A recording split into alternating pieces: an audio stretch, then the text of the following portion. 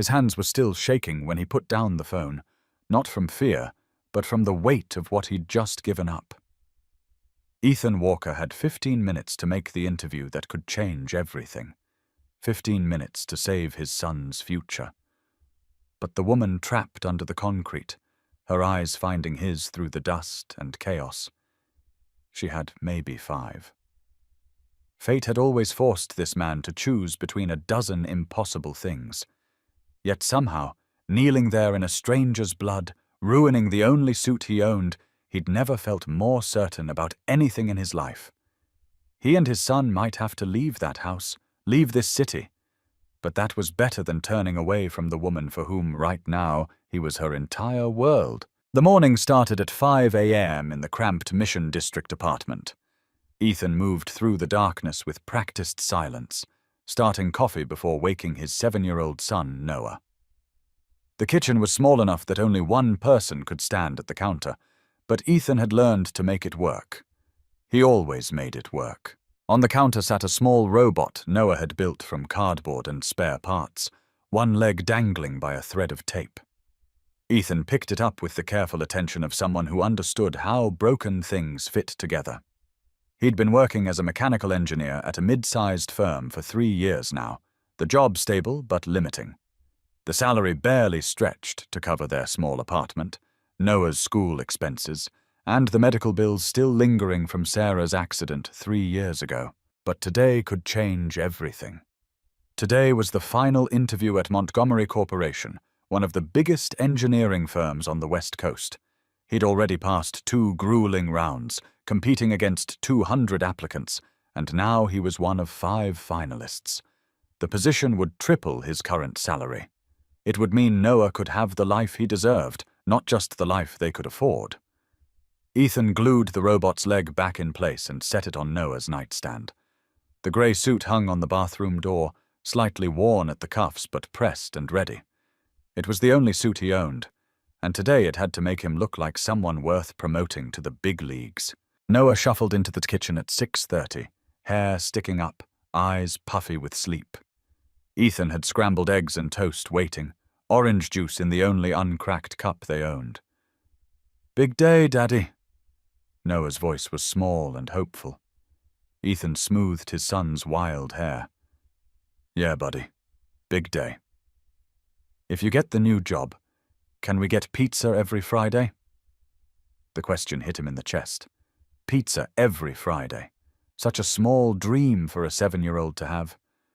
Ethan forced a smile past the tightness in his throat. "When I get the job, we'll get pizza every Friday. Promise."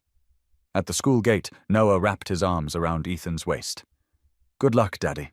You're the best engineer in the whole world." Ethan crouched to eye level with his son. "And you're the best kid in the whole world. I'll pick you up at 3, okay?" He watched Noah disappear through the school doors, then checked his watch. 7:45. The interview was at 9:30 downtown. He'd spent 6 months preparing for this opportunity, working late nights after Noah went to bed, studying Montgomery Corporation's projects, rehearsing answers to every possible question. 2 rounds of interviews already passed. This was the final hurdle. The BART train was crowded with Monday morning commuters. Ethan found a window seat and reviewed his portfolio one last time. The designs he'd created, the innovations he'd proposed to his current company, the solutions that had saved them money and improved efficiency. This was his ticket out of barely making it. This was his chance to finally give Noah the stability they both needed. Montgomery Station appeared at 9:15. Ethan gathered his things and stood as the train slowed. Through the window he could see the Montgomery Corporation building rising above the street, all glass and steel and promise. 15 minutes to walk 2 blocks and climb to the 14th floor. 15 minutes until his life could finally shift toward something better. The doors opened. Ethan stepped onto the platform. And the world started shaking. At first it felt like the train was still moving, some trick of momentum. But then the shaking intensified, and the platform buckled beneath his feet. People screamed. Overhead lights swayed violently. Glass shattered somewhere in the distance, with a sound like 1,000 wind chimes breaking at once. Ethan grabbed a support column as his portfolio fell, papers scattering across the trembling concrete. Earthquake. 5.8 magnitude, they'd say later. The strongest San Francisco had felt in a decade. The shaking stopped as suddenly as it had started, leaving behind an eerie quiet, broken only by distant sirens and people calling out to each other. Ethan's hands were shaking from adrenaline, from the primal response of a body reminded how fragile everything was. He looked at his watch. 9:20. 10 minutes to get to the interview. The building was still standing, just 100 meters away. He could still make it if he ran. Ethan bent to gather his scattered papers, shoving them back into the folder with trembling fingers. And that's when he heard it. A sound that cut through all the other noise, quiet and desperate. Help! Someone, please help! The voice came from an alley between two buildings, barely more than a whisper. Ethan froze, his hand still on his portfolio. He should keep walking, should get to that interview. 6 months of preparation. 2 rounds already passed. This was everything. But his feet carried him toward the alley before his brain could talk him out of it. There, half hidden behind a dumpster, pinned beneath a concrete slab that had broken away from the building's facade, was a woman. She was maybe 35, wearing a black blazer now covered in dust and debris. Blood seeped from a gash on her forehead, and her left leg was trapped beneath the concrete at an angle that made Ethan's stomach turn. Her eyes found his through the settling dust, wide and terrified. "Please," she whispered. "I can't feel my leg." Ethan dropped his portfolio. He was moving before he could think, before he could calculate the cost. He knelt beside her, assessing the situation with the same methodical attention he brought to engineering problems. The concrete slab was maybe 200 pounds, resting on her shin. The blood flow suggested a bad break, possibly arterial. She needed help now, or she'd go into shock. "Okay," he said, keeping his voice steady even though his heart was hammering. "I've got you. You're going to be fine." Her eyes locked onto his face, holding onto it like a lifeline. "You should. There's somewhere you need to be. I can see." "Nowhere important," Ethan lied, and pulled out his phone to call 911. The operator's voice was harried, overwhelmed. Multiple emergencies across the city. Ambulances dispatched but delayed. Could he stay with the victim? Could he provide first aid? Ethan looked at his watch. 9:25. 5 minutes until the interview started. He thought about Noah's face at breakfast, asking about pizza on Fridays. Thought about the apartment they could barely afford, the bills stacking up, the chance he'd worked so hard for slipping away with every passing second. And then he looked at the woman, trapped beneath the concrete, at her eyes that held his like he was the only solid thing in a world that had just tried to shake itself apart. "I'm staying," he told the operator. "Tell me what to do." He used his tie, that navy blue tie, the only one he owned, as a tourniquet, wrapping it tight above the wound. The woman cried out, and Ethan murmured apologies, anything to keep her conscious. He found pieces of wood in the alley and used them as levers, gradually lifting the concrete enough to pull her leg free. His suit jacket became a pillow. His dress shirt, torn into strips, became bandages. The woman drifted in and out of awareness. During a lucid moment, she tried to focus on his face. "What's your name?" "Ethan. Ethan Walker." "I'm Claire," she whispered. Then her eyes rolled back. Ethan held her hand, checking her pulse every 30 seconds, watching for the ambulance he could hear but couldn't see. He thought about the interview panel waiting 14 floors above them, thought about the 6 months of preparation, the 2 rounds he'd fought through, the opportunity that was evaporating with every minute that passed. But he didn't let go of Claire's hand. The ambulance arrived at 9:55.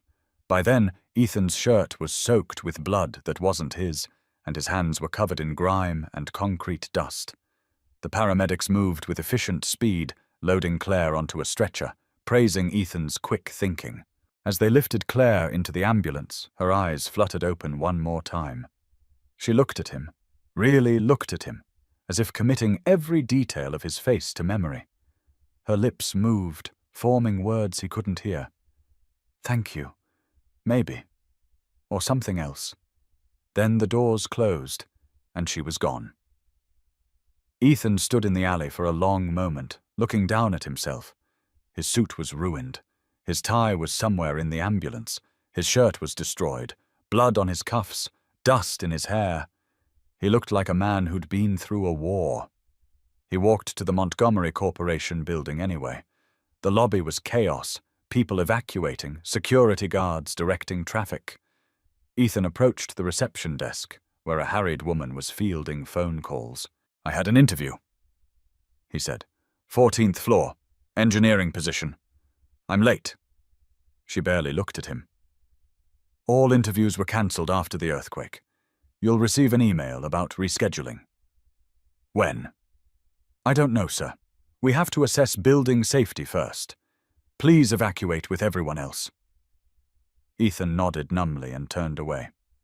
Outside, he found a bench 2 blocks away and sat down, still processing what had just happened. 6 months of work, 2 rounds of competition, and he'd missed the final interview. For a stranger. For someone whose name he barely remembered.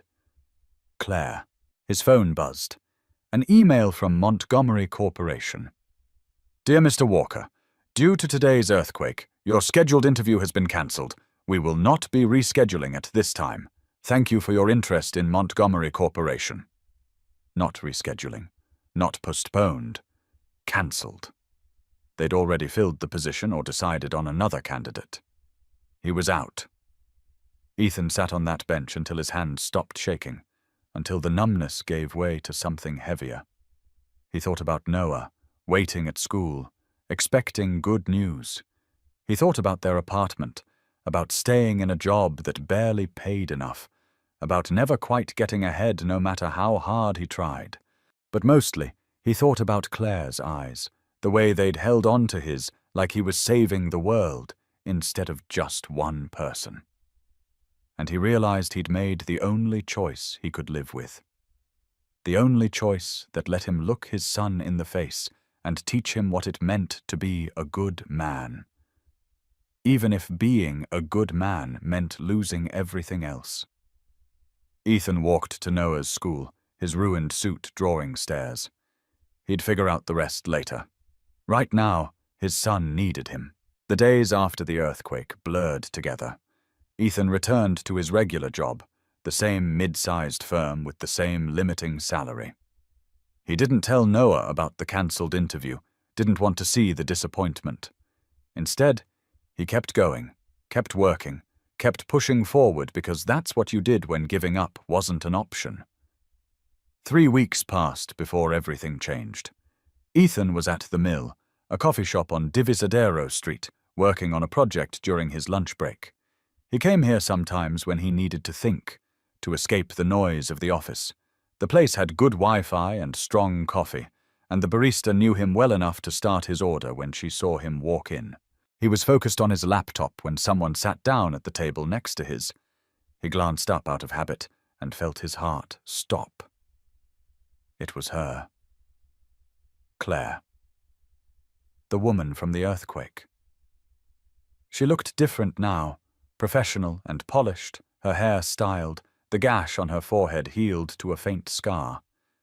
She was walking with a slight limp, leaning on a cane, but she was alive and whole and sitting 20 feet away from him. Ethan stared, unable to look away. He'd thought about her often in the past 3 weeks, wondered if she was okay, if she'd recovered. But he'd never expected to see her again. Never expected this strange twist of fate. Claire was focused on her phone, didn't notice him watching. The barista called out a name for a drink order, and Claire stood, moving carefully on her injured leg. She reached for the cup at the same moment Ethan stood to stretch his legs, and they nearly collided. "Oh, I'm so sorry," Claire said, stepping back. Then she looked up at his face, and Ethan watched recognition dawn in her eyes. Her expression shifted from polite apology to shock to something that looked almost like wonder. "It's you." "Hi," Ethan managed. "How's your leg?" "You—" Claire seemed to struggle for words. "I've been looking for you. For 3 weeks. The police couldn't find you. The security footage was too blurry. I didn't know your name, couldn't remember." She stopped, pressing a hand to her chest. "You saved my life. I just helped until the ambulance came." "No." Claire's voice was firm. "You saved my life. And then you disappeared." She gestured to an empty table. "Can we talk? Please?" They sat, and Claire told him what the doctors had said. How if Ethan hadn't stopped the bleeding, hadn't kept her conscious, she likely wouldn't have made it.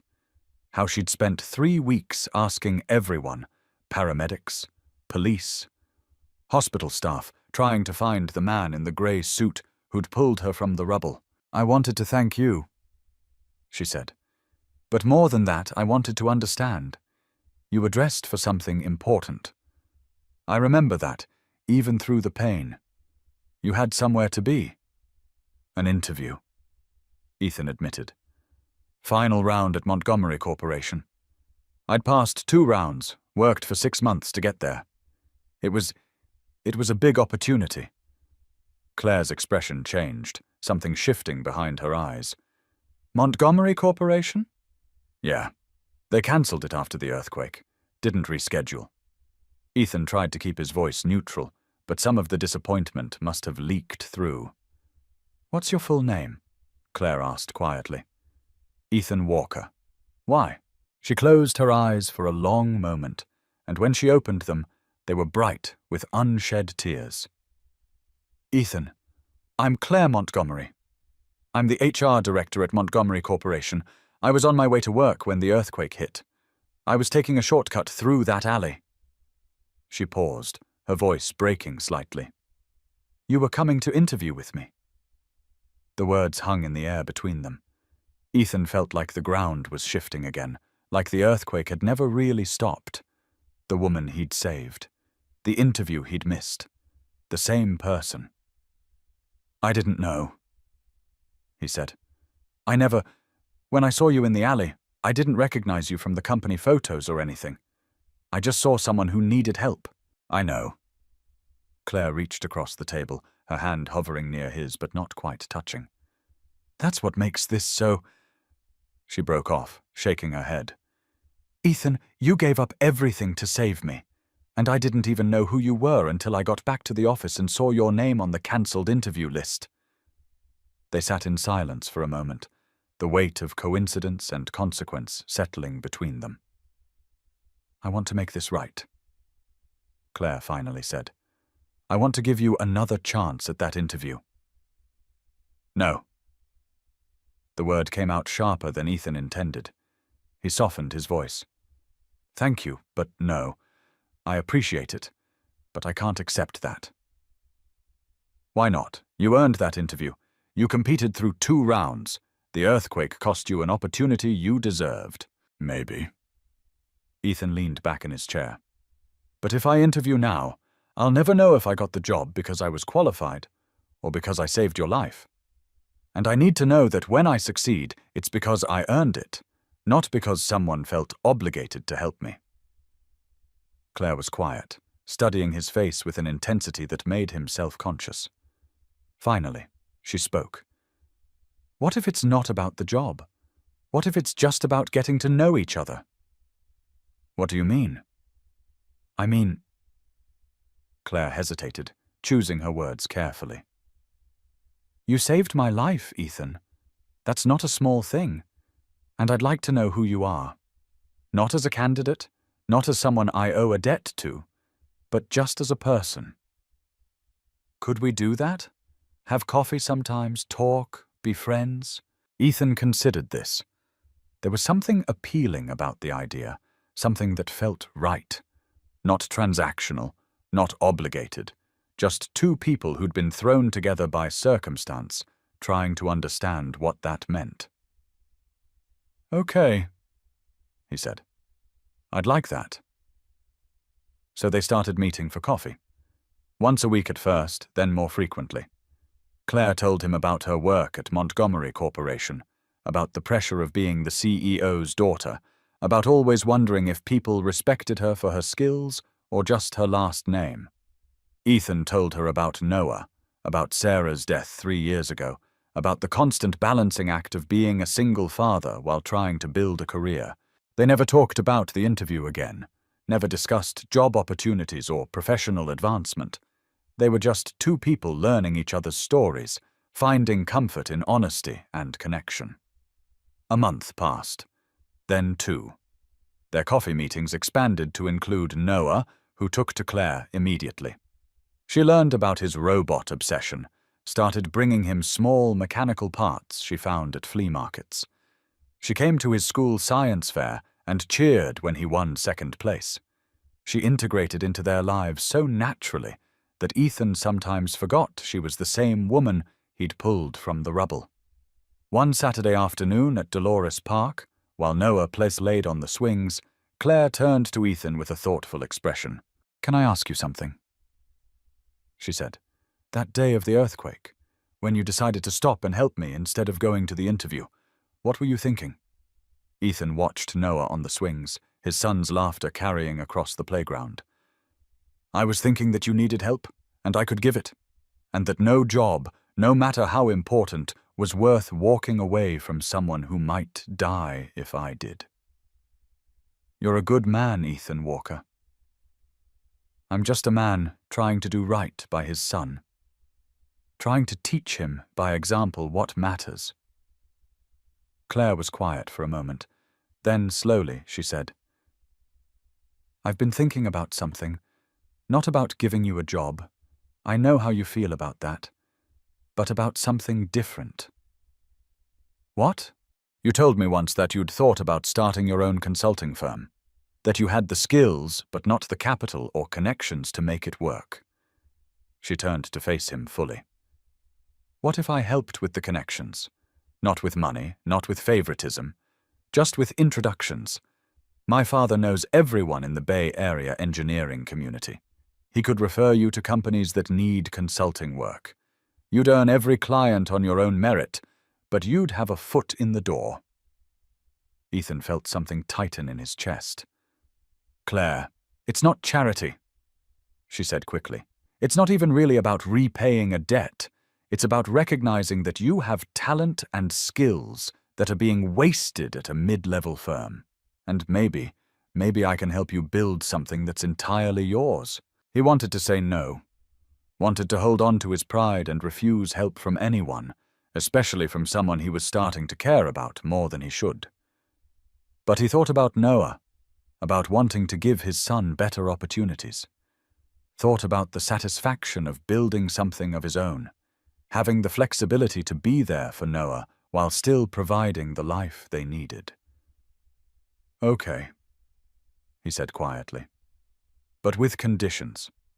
I don't want special treatment, just honest referrals to people who actually need consulting work. And if my work isn't good enough, that's on me. Deal?" Claire smiled, and Ethan felt something shift in his chest, something that felt dangerous and hopeful at the same time. Over the next several months, Claire's father made introductions, and Ethan followed up with professionalism and skill. He registered his business, Walker Engineering Solutions, with Noah designing a logo featuring a robot holding a wrench. His first client was a small manufacturing company. Ethan delivered work that exceeded their expectations, and they referred him to another company, then another. The business grew slowly but steadily. By winter, 6 months after the earthquake, Ethan had 4 regular clients and enough income to move to a slightly larger apartment. It wasn't the corporate stability he'd once sought, but it was something better: autonomy, purpose, and work he was proud of. And through it all, Claire was there. Not as his savior or benefactor, but as his friend. As someone who showed up at Noah's school events and helped with homework and brought dinner when Ethan was working late. As someone who fit into their lives so seamlessly that Noah started asking questions Ethan wasn't sure how to answer. "Daddy?" Noah said one evening while Ethan tucked him into bed. "Do you like Claire?" "Of course I like her, buddy. She's our friend." "No, I mean—" Noah's face scrunched up in concentration. "Do you like her? The way you liked Mom?" Ethan's breath caught. He'd been avoiding this question, avoiding the feelings that had been growing stronger with every coffee date, every shared laugh, every moment when Claire's hand would brush his and he'd feel electricity run through him. "It's complicated," he said finally. "Why?" "Because Claire is special, and I don't want to mess things up by wanting more than she wants to give." Noah was quiet for a moment, then said with the simple wisdom of children, "Mommy used to say that love is brave, that it's scary but worth it." Sarah had said that. During their first date, nervous and honest, telling him that putting your heart out there was the bravest thing anyone could do. "Your mom was smart," Ethan whispered. The next Saturday, Ethan asked Claire to have dinner with him. Just the two of them. No Noah, no pretense of casual friendship. She said yes immediately, her smile bright and hopeful in a way that made his heart race. They went to a small Italian restaurant in North Beach, sat across from each other with wine and candlelight, and for the first time since they'd met, everything felt different, charged, intentional. "I need to tell you something," Ethan said after they'd ordered. "And I'm terrified of ruining what we have, but I can't keep pretending I don't feel it." Claire's hand found his across the table. "I'm falling in love with you," she said quietly. "I have been for months, since before I really understood what was happening." Relief and joy flooded through him. "I'm falling in love with you too, and it scares me because I haven't felt this way since Sarah, haven't wanted to feel this way. But you make me want to be brave enough to try again. So let's try," Claire said simply. "Let's see where this goes." They didn't rush, took their time building something real, something honest. Claire met Mrs. Chen, Ethan's elderly neighbor who'd become like family. Ethan met Claire's father officially, not as a job candidate, but as the man dating his daughter. They navigated the complexity of blending their lives, of making space for new love while honoring old grief. A year after the earthquake, Ethan stood in his new office space, small but his own, and looked at the framed photo on his desk. Noah, Claire, and him at the beach, all three of them squinting into the sun and grinning. Beside it was another photo, older and more worn. Sarah, Ethan, and baby Noah. Both families, both loves, existing side by side without contradiction. His phone buzzed with a text from Claire. "Dinner tonight? Noah wants to show me his new robot design." Ethan smiled and typed back, "Perfect. Can't wait." He'd thought saving Claire had cost him everything. The job, the stability, the future he'd planned. But standing in his own office, building a business he was proud of, loving a woman who saw him clearly and chose him anyway, he realized he'd been wrong. It hadn't cost him anything. It had given him a choice. And every choice after that, starting his business, opening his heart, building a life that was entirely his own, those were all his decisions, made not out of desperation or obligation, but out of courage and hope. The earthquake had shaken his world apart, but piece by piece he'd built something better from the rubble, something that was his not because someone gave it to him, but because he'd had the strength to reach for it. And that made all the difference.